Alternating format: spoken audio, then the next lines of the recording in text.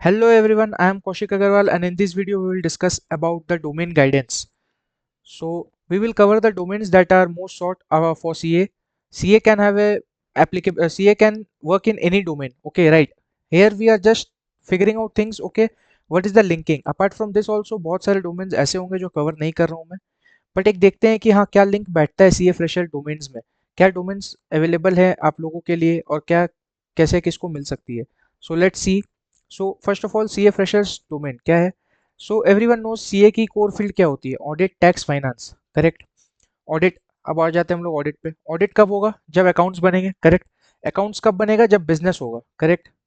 तो बिजनेस का जब होगा, बिजनेस में सीए को रिक्वायरमेंट होती है. कहाँ होती है, एफपीएनए में होती है, कंट्रोलरशिप में होती है, बिजनेस फाइनेंस में होती है. FP&A financial planning and analysis, कुछ लोग इसको बजटिंग वगैरह भी बोल देते हैं, बजटिंग भी इसी में कवर हो जाता है. Correct. Financial planning and analysis, forecasting करना है, ठीक है, प्लानिंग करना है, बजटिंग करना है. Correct. Controllership that means accounting करना पड़ेगा बिजनेस का आपको. करेक्ट. पूरा फाइनेंशियल का कंट्रोल होना चाहिए, बिजनेस का कंट्रोल होना चाहिए. And then is the business finance. ठीक है, बिजनेस फाइनेंस मीन्स आपको केपीआईज रेशियोज बिजनेस पे पकड़ होनी चाहिए. These are the three most sought after roles in business side of things. Now comes the audit. ठीक है, अकाउंट्स बन गया, ऑडिट होगा. ऑडिट क्या होता है, we know stat audit, internal audit, there are various as well. Just we are focusing on the main areas. Stat internal is there. Accounts बन गया. अकाउंट्स क्या होता है, एफएस होता है, financial statements. Correct. Financial statements में आपको पता है इन्वेस्टमेंट्स भी होता है ना, इन्वेस्टमेंट्स हो सकता है. उस इन्वेस्टमेंट्स की क्या होती है, वैल्यूएशन. क्या होती है, वैल्यूएशन. वैल्यूएशन एक डिपार्टमेंट बन गया. ठीक है, valuation is an area where you can gain expertise in. Correct. अब आता है अकाउंट्स बनाने के लिए क्या यूज करते हैं, किस पे बनाते हैं, मैनुअली लिखते हैं क्या, नहीं. किस पे लिखते हैं, ईआरपी होता है. ठीक है, एंटरप्राइज रिसोर्स प्लानिंग. तो सॉफ्टवेयर्स क्या हो सकते हैं, एसएपी हो सकते हैं, ओरेकल हो सकता है, आजकल नया है माइक्रोसॉफ्ट 365, डायनामिक्स भी इसको बोलते हैं. ठीक है, एम डायनामिक्स. ये तीन रोल में भी सीए को लिया जाता है. इसको टेक कंसल्टिंग भी बोलते हैं. This is known as tech consulting. Correct. Tech consulting में दो डोमेन्स होते हैं, functional consultant, technical consultant. Technical consultant is the IT guy, functional consultants are you chartered accountants. Correct. These are the domains ERP को लेकर. अब आती है tax, सबकी फेवरेट टैक्सेशन. टैक्स में क्या आती है, दो, direct tax, indirect tax. Indirect tax मतलब आपका जीएसटी हो गया. ठीक है. डायरेक्ट टैक्स में आपका एक और पार्ट हो जाता है इंटरनेशनल टैक्स का. Correct. Now it's time to go international. So international tax. फिर एक आता है ट्रांसफर प्राइसिंग का. Transfer pricing is a domain. These are the related domains related to taxation.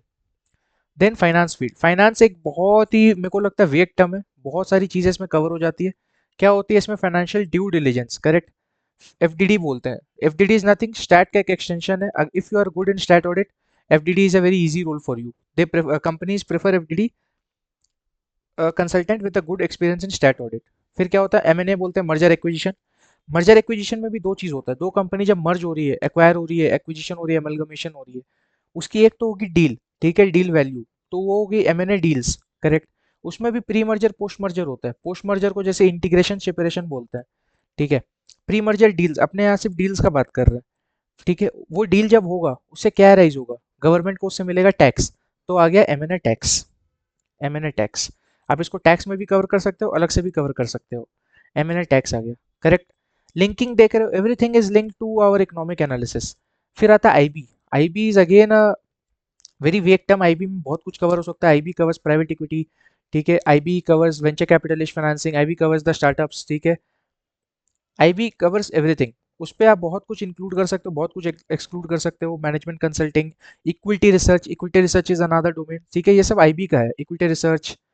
P. P में भी बहुत सारा होता है. फंड, पी फंड हो गया, पीई ऑडिट हो गया, पीई एनालिस्ट हो गया. करेक्ट. पी का भी जो उसमें वैल्यूएशन होता है, अपने वैल्यूएशन से लिंक है. वैल्यूएशन से लिंक है. ठीक है. फिर अदर्स. अदर्स में भी बहुत सारे डोमेन्स कवर हो जाएंगे. करेक्ट. ये आपका एक मोटा मोटी डोमेन है. नाउ व्हाट्स नेक्स्ट, अब क्या आता है, फिर आता है बैंकिंग इंडस्ट्री. बैंकिंग को हमने छोड़ा. बैंकिंग. बैंकिंग में भी अलग अलग रोल है. करेक्ट. बैंकिंग में स्ट्रेटेजी रोल है, स्ट्रेटेजी बनाते हैं. करेक्ट. बैंकिंग में क्रेडिट मैनेजमेंट रोल है, सबका favourite, credit management. Wealth management होता है, एसेट मैनेजमेंट जिसको बोलते हैं, wealth asset management roles. Correct.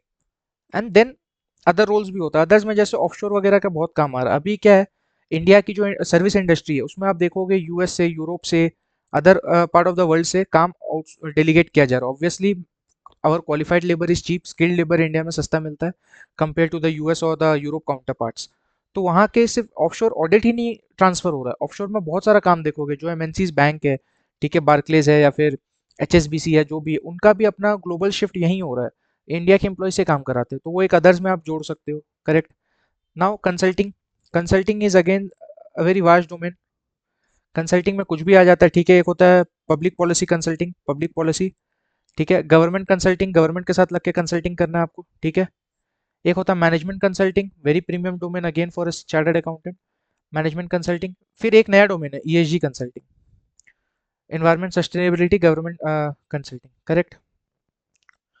So these are the very few emerging domains. ESG consulting, ESG में अब कैसे आपको हो सकता है, एक लाइफ साइकिल असेसमेंट होता है, करेक्ट। एक होता है कार्बन अकाउंटिंग, कार्बन का अकाउंटिंग किया जाता है अपने, ठीक है। ईएसजी में बहुत कुछ कवर हो जाता है, ठीक है। These are the mainly domains that are there for CA freshers. There can be other domain as well, domain की कमी नहीं है। Data is the next thing, ठीक है, data is the new oil बोला जाता है।